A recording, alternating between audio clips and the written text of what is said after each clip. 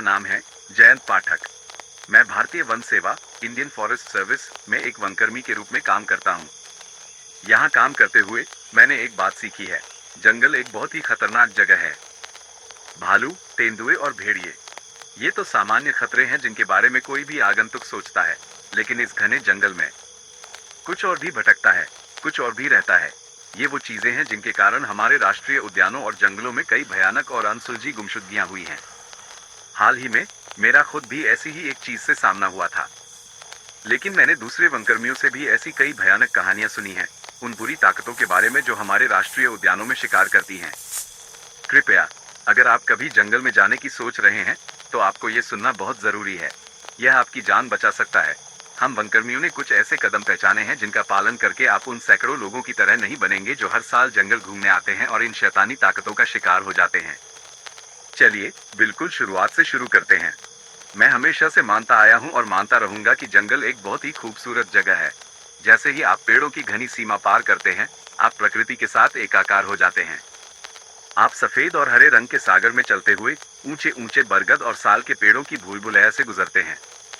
ये जंगली जानवरों और मनमोहक दृश्यों का एक विशाल साम्राज्य है, जो हर बार जब आप इसके दायरे में आते हैं तो आपकी सांसें रोक देता है। लेकिन एक बात साफ कर दें, इसका एक बेहद काला पक्ष भी है। एक ऐसा पक्ष जिसे कोई पूरी तरह से नहीं समझता, यहाँ तक कि हम भारतीय वन सेवा के वनकर्मी भी नहीं। हमारे पास वास्तव में एक विशेष विभाग है जो हमारे कार्यस्थल के इन काले पक्षों को संभालता है। उन्हें आपदा नियंत्रण इकाई कहते हैं। जब कोई सामान्य आपदा होती है, जैसे किसी भालू का हमला या कोई यात्री पहाड़ी से गिर जाए, तो हम उन्हें कभी नहीं देखते।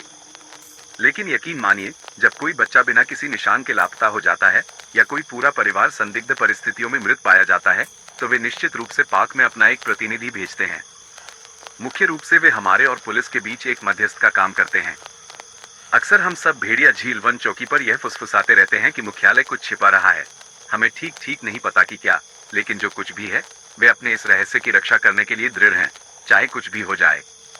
दरअसल मुझे यह नौकरी इसलिए मिली क्योंकि मेरा पिछला सहकर्मी अपनी जिज्ञासा के कारण शायद कुछ ज्यादा ही मुसीबत में पड़ गया था। उसके सुपरवाइजर ने उसे बार बार चेतावनी दी थी कि वो शांत रहे और अपना मुंह बंद रखे, लेकिन जाहिर तौर पर उसने ऐसा नहीं किया, और अब वो पिछले 6 महीनों से लापता है। आपदा नियंत्रण इकाई का हम लोगों से आधिकारिक बयान था कि वह हिमाचल प्रदेश चला गया, लेकिन हम सब जानते हैं कि यह झूठ है। तब से किसी ने उससे संपर्क नहीं किया है। हम जानते हैं कि उसके साथ कुछ हुआ है, और हम आज भी यह जानने की कोशिश कर रहे हैं कि क्या हुआ। भेड़िया झील आने से पहले मैं जानता था कि जंगल एक अजीब जगह हो सकती है। मैं जानता था कि यह इतनी संभावित खतरनाक जगह है। और आप जानते हैं क्या? आप YouTube पर उन डरावनी कहानियों को देखते हैं, लापता लोगों और अजीबोगरीब अपराध स्थलों के बारे में। लेकिन ईमानदारी से कहूं तो मैंने हमेशा यही माना कि यह सिर्फ त्रासदी और पागलपन का मेल था। बुरी चीजें होती हैं, लोग घायल होते हैं। आप जानते हैं कैसा होता है। ये दुर्भाग्य से जीवन का एक हिस्सा है। कई लोग जो लापता होते हैं, वे आखिरी बार देखे जाने के कुछ ही मिनटों में गायब हो जाते हैं। जब दिन बीत जाते हैं और वे जीवित नहीं मिलते और जवाब स्पष्ट नहीं होते, तो हम इंसानों वाली बात करते हैं और हमारी कल्पना खाली जगह भरने लगती है। इससे पहले कि आपको पता चले, हम किसी वनमानुष, बिगफुट की कल्पना करते हैं जो उन्हें किसी गुफा में घसीट ले गया जब वे रास्ते से भटक गए थे, जबकि असल में वे सिर्फ पहाड़ी की किसी संकरी खाई में गिर गए थे और 1-2 हड्डियां टूट गईं, वहीं फंस गए, भूख से मर गए और फिर जंगल की जमीन में सड़ गए। सालों बाद तक नहीं मिलते। तब भयानक रहस्य और शहरी किंवदंती जो सुनाई जा रही थी, वो इतनी भयानक नहीं लगती। ये सिर्फ एक सामान्य त्रासदी थी, चाहे कितनी भी भयानक क्यों न लगे। लेकिन मैं आपको बताता हूं कि मैंने पिछले 5 महीनों में कुछ ऐसी चीजें देखी हैं कि जब हमें कोई ऐसा शव मिलता है जिसकी मृत्यु की परिस्थितियां, कह लीजिए, ज्यादा सीधी होती हैं, तो मुझे सचमुच राहत की सांस आती है। एक ऐसे शव को पाकर लगभग खुश या राहत महसूस करना, जिस पर ऐसे दांतों के निशान हो जो स्पष्ट रूप से किसी भालू या किसी अन्य सामान्य जंगली शिकारी के हों। मैं जानता हूं ये बुरा लगता है, लेकिन ये किसी ऐसे कंकाल को खोजने जैसा है जिसकी खाई के निचले हिस्से में टांग टूटी हुई हो। ये सभी सामान्य खतरे हैं जिनकी उम्मीद मेरे जैसे लोग जंगल में लंबे समय तक रहने पर कर सकते हैं। लेकिन ये अन्य परिदृश्य जिनकी मैं बात कर रहा हूँ, और वे अज्ञात शक्तियां जिनसे मुझे इस राष्ट्रीय उद्यान में वनकर्मी के रूप में अपने छोटे से कार्यकाल के दौरान सामना करना पड़ा है, वे सचमुच मुझे रातों को जगाए रखती हैं। जैसा कि मैंने बताया, अपनी कल्पना से चीजों को बढ़ा चढ़ाकर बताना मानवीय स्वभाव है, और हम यही करते हैं। खैर, मैं तो यही करता हूँ। आपका साथी बाहर जाता है और घंटों तक आपके फोन की घंटी नहीं बजती। जाहिर है, ये सिर्फ मेरी बैटरी खत्म हो गई। जैसा मासूम बहाना नहीं है। वो किसी और से मिली और अभी उसके साथ है। बस मैं ऐसा ही करता हूँ। इसने अतीत में मुझे बाधा पहुंचाई है। मेरे कोई दोस्त या रोमांटिक संबंध नहीं है। और यही वह बात थी जिसे मैंने अपनी नौकरी के पहले महीने या उससे भी अधिक समय तक खुद को समझाने की कोशिश की कि मैं सिर्फ ज्यादा नाटकीय और विश्लेषणात्मक हो रहा हूँ। हालांकि अब यहाँ लगभग आधा साल काम करने के बाद मैं जानता हूँ कि जंगल में कुछ चीजें हैं। ऐसी चीजें जो अंधेरी और भयानक हैं। ऐसी चीजें जो दुर्भावनापूर्ण इरादों के साथ पेड़ों में घूमती हैं। ऐसी चीजें जिन्हें मेरी कल्पना भी न्याय नहीं दे सकती। मुझे नहीं पता कि ये चीजें क्या हैं। ठीक ठीक तो बिल्कुल नहीं। मेरा सामना सिर्फ एक से हुआ है, और वह भी बहुत ही कम समय के लिए। मुझे सचमुच नहीं पता कि मैंने क्या देखा, लेकिन जो कुछ भी था वो बिल्कुल घिनौना, गलत लग रहा था। वैसी ही भावना जो आपको किसी जहरीले बिच्छू को देखकर आती है। कुछ ऐसा जो आपके दिमाग के सभी ट्रांसमीटरों को संकेत देता है, आपको बताता है कि इस चीज से जितनी दूर हो सके भाग जाओ। लेकिन मैं यहाँ इसके बारे में बात करने के लिए हूँ। फकीर चंद, मेरे सुपरवाइजर से मिली ट्रेनिंग की बदौलत मैं जानता था कि जीवित रहने के लिए क्या करना है। दुर्भाग्य से कई अन्य लोग नहीं जानते। इसलिए जबकि मैं जानता हूं कि हर दिन सैकड़ों लोग इन जंगलों से गुजरते हैं और परिवार और दोस्तों के साथ जीवन भर की यादें बनाने के अद्भुत अनुभव प्राप्त करते हैं, मैं जानता हूं कि कभी कभी कोई ऐसा भी होगा जो इन घातक शक्तियों का ध्यान आकर्षित कर लेगा जब वे शिकार करने के लिए घूम रहे होंगे। यदि उन्हें नहीं पता कि क्या करना है, तो उनके पास कोई मौका नहीं है। तो हम पाक आने वालों को क्यों नहीं बताते? हम किसी भी यात्री को नहीं बता सकते। आपदा नियंत्रण इकाई ऐसी किसी भी घटना पर चर्चा करने से मना करती है, और मैं छोटे बिल्ली की तरह नहीं बनना चाहता जो बहुत ज्यादा बोलता है और खुद को लापता पाता है। लेकिन साथ ही अपराध बोध मुझे परेशान करता है। इसलिए मैं अब लोगों को भेड़ बकरियों की तरह कटने के लिए खड़े होते हुए नहीं देखूंगा। कृपया मेरी कहानी सुनिए। यह आपको एक अच्छा विचार देगी कि वनकर्मी यहाँ लोगों को सुरक्षित रखने की कोशिश करते हुए और किन चीजों का सामना करते हैं, और यह आपको जीवित रहने में भी मदद करेगा अगर आप कभी यहाँ आते हैं। मैं आपको यहाँ अपने पहले कुछ महीनों और जो मैंने देखा है उसके बारे में बताऊंगा। मैं उन प्रशिक्षण शिविरों के बारे में भी बात करूंगा जो मैंने हाल ही में उत्तराखंड में फकीरचंद के साथ अटेंड किए थे। वहां हम दूसरे वनकर्मियों से मिले और हमने अपने अपने पाकों में मौजूद भयानक शक्तियों के बारे में कहानियां साझा की। हमें सचमुच ये जानकर झटका लगा कि केवल भेड़िया झील में ही आपदा नियंत्रण इकाई की उपस्थिति नहीं थी। यकीन मानिए जब मैं कहता हूँ कि मुझे नहीं पता कि किसकी कहानी ज्यादा भयानक थी। इसलिए मैं आप सभी को खुद तय करने दूंगा। ये रही मेरी कहानी। मैंने अपना करियर यहाँ राष्ट्रीय उद्यान चौकी पर शुरू किया। मुझे 3 महीने के प्रदर्शन मूल्यांकन के आधार पर भेड़िया झील राष्ट्रीय उद्यान में नियुक्त किया गया था। जब मैंने ऑनलाइन नौकरी का विज्ञापन देखा तो मैंने देखा कि इस तरह की स्थिति के लिए जितनी वेतन की उम्मीद थी उससे कहीं ज्यादा था। उस समय मैंने इस पर ज्यादा ध्यान नहीं दिया। मुझे व्यक्तिगत रूप से बाहर रहने का बहुत कम अनुभव था, लेकिन मैंने अपने बायोडेटा में शामिल किया कि मैं एक मेहनती और तेजी से सीखने वाला व्यक्ति हूँ, यह उम्मीद करते हुए कि यह पर्याप्त होगा। मैंने अपने कवर लेटर में लिखा कि मेरे ज्यादा दोस्त या परिवार नहीं है, इसलिए मैं अंतर्मुखी हूँ। इसलिए जंगल में अकेले रहना मेरे लिए ठीक रहेगा। मैंने उन्हें यह भी बताया कि मैं भेड़िया झील स्थानांतरित होने के लिए तैयार हूँ। मैं आपको अपने यहाँ आने के बारे में ज्यादा बोर नहीं करूंगा, लेकिन संक्षेप में मुझे लगभग तुरंत नौकरी मिल गई।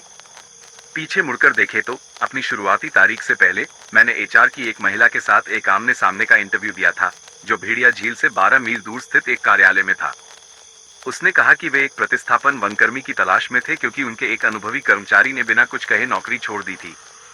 तब मैंने इस पर ज्यादा ध्यान नहीं दिया क्योंकि यह मानना शायद उचित है कि लोग एक निश्चित उम्र में नौकरी छोड़ देते हैं। ये तो बस जिंदगी का एक हिस्सा है। मैंने बातचीत के दौरान एक बात पर गौर किया। एक पल ऐसा आया जब वो थोड़ी लड़खड़ाई और कुछ ऐसा कह गई, बहुत बढ़िया, सब कुछ तय हो गया है।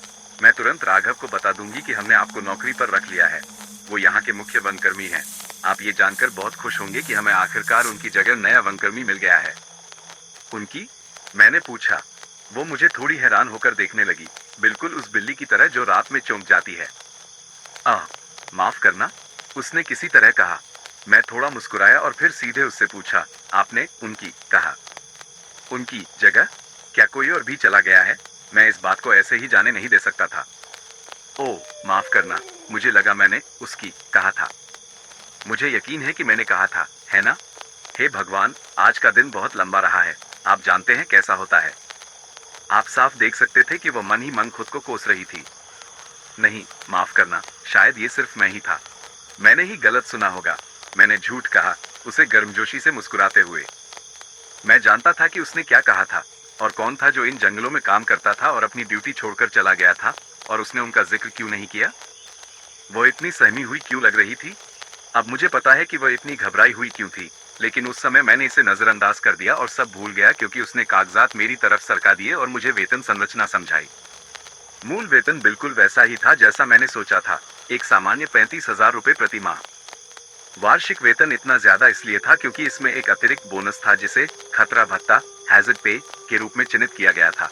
प्रति माह 7,000 रुपए से भी ज्यादा मेरे वेतन के ऊपर। उस समय मैं नौसिखिया था, मैंने इस पर सवाल नहीं उठाया। मैंने बस बिना सोचे समझे अपने कागजात पर हस्ताक्षर कर दिए, और इससे पहले कि मुझे पता चलता, मुझे एक केबिन की चाबियां दे दी गईं। ये केबिन भेड़िया झील राष्ट्रीय उद्यान में लगभग 1 किलोमीटर अंदर स्थित था। मुझे बताया गया कि कल दोपहर को फकीर चंद से मिलना है, जो उनके निगरानी टावर पर मिलेंगे। फकीर चंद कथित तौर पर राष्ट्रीय उद्यान सेवा के एक पुराने अनुभवी थे। अगले कुछ महीनों तक वो मेरे गुरु होंगे। जैसे ही मैं कार्यालय से निकला, मैं पार्क की ओर चल पड़ा ताकि अपने केबिन को ढूंढ सकूं। मैं रात लगभग 8 बजे पार्क पहुंचा। मेरे टैक्सी ड्राइवर ने मुझे पार्क के अंदर आधा किलोमीटर तक, पार्क के आगंतुक केंद्र में एक गोल चक्कर तक छोड़ दिया। ये ठीक पेड़ों की घनी सीमा में जाने वाले पहले रास्ते से पहले था। मैंने बाकी का रास्ता पैदल तय किया, आगंतुक केंद्र के वनकर्मी ने जो दिशा निर्देश दिए थे उनका पालन करते हुए। वहां पहुंचने में मुझे ज्यादा समय नहीं लगा, और रात लगभग 9 बजे मैं अपने जंगल वाले ठिकाने के सामने का दरवाजा खोल रहा था। अंदर चलकर मैंने मुख्य लाइट का स्विच ऑन किया। मैंने 1 मिनट रुककर कमरे को देखा। बहुत आरामदायक। रसोई और लिविंग रूम एक बड़े क्षेत्र में आपस में जुड़े हुए थे। कमरे के उस पार एक दरवाजा था जो मेरे बेडरूम में खुलता था, जिसमें संलग्न बाथरूम भी था। मैं बहुत खुश था, सच कहूं तो। मैंने अपना सामान बिस्तर पर रखा, जबकि मैंने अपनी अलमारियां जांची। वे डिब्बाबंद भोजन और पास्ता से भरी हुई थी। फ्रीजर में स्टेक और अन्य जमा हुआ मांस भी था। बुरा नहीं था। मैं अपने पुराने घर से भेड़िया झील तक की यात्रा से थक गया था, और फिर आगंतुक केंद्र से मेरे केबिन तक 3 किलोमीटर की पैदल यात्रा ने मुझे पूरी तरह से थका दिया था, और मेरी सुबह भी जल्दी थी, इसलिए मैंने रात को आराम करने में समय बर्बाद नहीं किया। दुर्भाग्य से पहली रात मेरी चिंता मुझ पर हावी हो गई और मैं थोड़ी घबराहट के साथ जागता रहा क्योंकि मैं अपने पहले दिन के बारे में सोच रहा था। मैं सो नहीं पा रहा था। जैसा कि मैंने बताया, मैं काफी अंतर्मुखी हूँ, एक तरह से अकेला रहने वाला, और अतीत में मेरा सहकर्मियों पर अच्छा पहला प्रभाव न डालने का इतिहास रहा है। इसलिए समय के साथ मुझे नए लोगों से मिलने में एक समस्या हो गई है। यह मुझे एक अच्छा प्रभाव डालने के लिए बेताब कर देता है, और कभी कभी यह मुझे थोड़ा अजीब बना देता है। मैं अपनी बातों और हरकतों पर बहुत ज्यादा सोचने लगता हूँ। यह एक सपने जैसी नौकरी लग रही थी जिसमें अच्छी तनख्वाह और घर भी शामिल था। मैं इसे बिल्कुल खराब नहीं करना चाहता था। मैंने खुद को अपने केबिन में घूमते हुए पाया, उन संभावित बातचीत का अभ्यास कर रहा था जो मैं फकीर चंद से कर सकता था, जिनके साथ मैं अगले 3 महीने काम करने वाला था। फर्श पर चलते चलते थककर मैंने तय किया कि मुझे अपने दिमाग को व्यस्त रखना होगा। इसलिए मैंने पुराने अखबारों और पत्रिकाओं के विशाल ढेर से एक रैंडम अखबार उठाया, जो पिछले रहने वाले छोड़ गए थे। मुझे हमेशा ऑनलाइन क्विज या क्रॉसवर्ड, सुडोकू और ऐसी चीजें करके अपने दिमाग का परीक्षण करना और अपने ज्ञान को सत्यापित करना पसंद है। इसलिए मैंने सोचा कि एक शब्द खोज या क्रॉसवर्ड मेरी चिंताओं से मेरा ध्यान हटाने में, मेरी घबराहट कम करने और मुझे थोड़ी नींद लेने में मदद करेगा। मैंने जो अखबार चुना था, वो 50 से ज्यादा पत्रिकाओं के बड़े ढेर में लगभग 10वां नंबर पर था। उस पर तारीख 4 फरवरी 2004 लिखी थी। पहले पन्ने पर सुपर बाउल 38 में न्यू इंग्लैंड पैट्रियट्स की कैरोलिना पैंथर्स पर 32-29 की जीत के बारे में था। जैसे ही मैंने पन्ने पलटे ताकि क्विज वाले पन्नों पर पहुंच सकूं, मेरी नजर एक और चीज पर पड़ी, एक हेडलाइन। बच्चा अभी भी लापता, अधिकारी हैरान। यह मानवीय स्वभाव है कि हम जिन भयानक सुर्खियों का सामना करते हैं, वही हमें आगे बढ़ने के लिए मजबूर करती हैं। हम सभी इसे मानेंगे। मुझे लगता है कि जीवन के काले पक्ष के प्रति हमारी एक जिज्ञासा होती है, और इसलिए मैंने पढ़ना जारी रखा। पहले 2 वाक्यों के भीतर ही मैंने अपनी धड़कन को बढ़ता हुआ महसूस किया क्योंकि मैंने पढ़ा कि लड़का कहाँ लापता हुआ था। यह एक राष्ट्रीय उद्यान में था, इसी राष्ट्रीय उद्यान में, और अगर इस कहानी ने पहले मेरा पूरा ध्यान आकर्षित नहीं किया था, तो अब जरूर कर लिया था। मैंने और पढ़ा, छोटा लड़का भेड़िया झील से बहुत ही संदिग्ध परिस्थितियों में गायब हो गया था और 6 हफ्तों से लापता था। मैंने घटना की तारीख नोट की और बाकी अखबारों को जल्दी से स्कैन किया ताकि ऐसी कोई तारीख मिल सके जो लापता होने के समय के आसपास की हो। मुझे एक मिला, राष्ट्रीय उद्यान से गायब, खोज दल तैनात। मैंने घूंट निगला और खुद को तैयार किया। मैंने अपने डफल बैग से एक छोटा चांदी का विस्की का फ्लास्क निकाला, जो मेरे पिता ने मेरे 18वें जन्मदिन पर 10 साल पहले मुझे दिया था। वो हमेशा अपना फ्लास्क पास रखते थे, खास मौकों पर, जैसे कि एक मामूली कार दुर्घटना के बाद अपनी घबराहट को शांत करने के लिए, या मेरी माँ से निपटने के लिए जब वह, जैसा कि वह कहते थे, अपना आपा खो देती थी। वो मेरे तत्काल परिवार के अंतिम जीवित सदस्य थे। मेरे भाई की 17 साल की उम्र में मौत हो गई थी और मेरी माँ का 58 साल की उम्र में ल्यूकेमिया से निधन हो गया था। उन्होंने इस पद के लिए आवेदन करने से 3 हफ्ते पहले दिल के दौरे से दम तोड़ दिया था। कई लोग शायद कहेंगे कि मैं अपने दुख से भाग रहा हूँ। शायद मैं भाग रहा हूँ, लेकिन अहमदाबाद में रहने के लिए मेरे पास कुछ भी नहीं बचा था, और मुझे लगा कि इस विशाल, खूबसूरत जंगल में आना और 400 मील के दायरे में प्रकृति में डूबे हुए विशाल और सुदूर क्षेत्र में रहना, निस्संदेह मेरी समस्याओं को बहुत छोटा बना देगा। मैं खुद पर मुस्कुराया क्योंकि फ्लास्क और मेरे पिता द्वारा इसे मुझे देते हुए की छवि ने मेरे परिवार की और भी कई प्यारी यादें ताज़ा कर दी जो हमने उनके निधन से पहले साझा की थी। बस कुछ ही सेकंड हुए थे कि मेरे चेहरे से मुस्कान गायब हो गई। अखबार में मैं जो देख रहा था, उसकी यादें मेरे होश में वापस आ गईं। मैंने दोबारा कहानी की ओर देखा। मैंने इसे अपने दिमाग में पढ़ा। कहानी का विवरण यह था कि 17 दिसंबर 2003 को वाल्मीकि परिवार रिश्तेदारों के साथ क्रिसमस मनाने के लिए देहरादून, उत्तराखंड गया था। 20 तारीख को उन्होंने भेड़िया झील राष्ट्रीय उद्यान की 34 किलोमीटर की यात्रा की। उन्होंने 3 दिवसीय यात्रा की योजना बनाई थी। एक दिन की पैदल यात्रा अंदर, एक दिन का कैंप और एक दिन की वापसी की पैदल यात्रा बाहर। कथित तौर पर पहला दिन ठीक रहा था, लेकिन शिविर स्थल पर वह दिन थोड़ा अजीब था, कुछ गवाहों के बयानों के अनुसार। खैर, मुझे कहना चाहिए कि रातें ज्यादा अजीब रही थी, क्योंकि जाहिर तौर पर विनय, जो लड़का लापता हुआ था, उसने अपने समूह से कई बार शिकायत की थी कि उसने जंगल में एक आदमी को देखा था। एक आदमी जिसे उसने फुसफुसाता हुआ आदमी बताया था।